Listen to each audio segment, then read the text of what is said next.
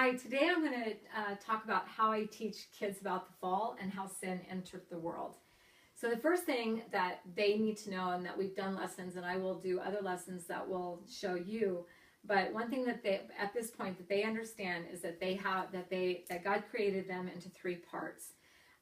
One, that they are a spirit. So I make this little guy that has spirit on it, so that they are a spirit that has a soul. And so it's a little bit bigger. The soul is very much their personality and their connection with other people, with relationships. So it's their personality, but with that soul, they choose and they think and they feel. We spend a lot of time talking about this one as well. That lives inside of a body. So we talk about this being their tent, but it's perfectly created for them to live on this earth. It's essential that they understand that there are three parts of who they are when they begin to grasp the story of the fall. So the story of the fall is in Genesis chapter 2 and chapter 3. Chapter 3 is the main story that talks about how sin entered the world. So as I get ready to start this, I draw this picture up on the board. I have Satan wrapped around the tree and Adam and Eve labeled for them. The tree of the knowledge of good and evil, and for the kids I say the tree of knowing what is good and evil, and the tree of life. This is God, and the two strings here represents that God is pouring all of his love, all of his acceptance, and all of his worth into Adam and Eve. They have everything. They have everything that they need to have a great relationship with each other and a great relationship with God.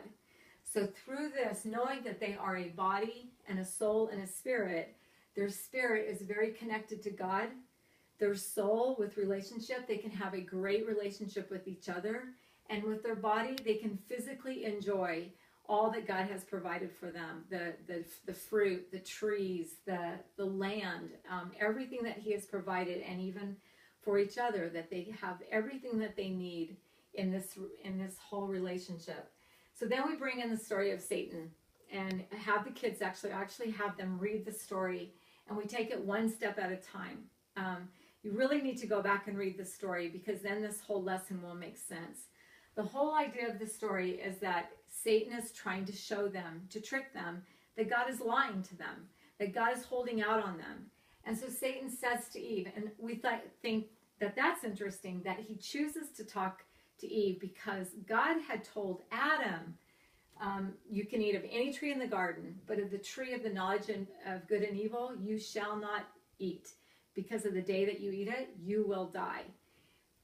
Eve knows this, but Satan is not going to go to Adam about this. He's going to try to trick Eve first. And it's interesting how we talk about why did he choose Eve? And nothing happened to her at the time that she ate of the tree, or ate of that fruit. But her husband was right there. He was right there with her. He didn't stop it from happening. And so when Eve eats of the fruit, she hands it to Adam, and he eats of it. And so then I asked the kids, did they die? And again, you have to read chapter 3 in Genesis to really get the fulfill of this the whole part of this story. But did they die? And so they're like, well, no. And I said, so did God lie? Well, no, God said that they would die. So that's why these three parts come in and why it is so important. Because they realized that their body didn't die. Matter of fact, they were ashamed. For the first time, they experienced shame.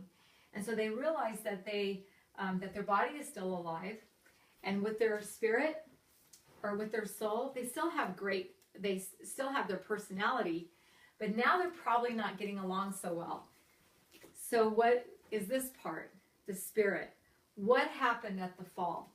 So what I show them is that with God, when they ate of the tree, when they ate the fruit from the tree, that they did die.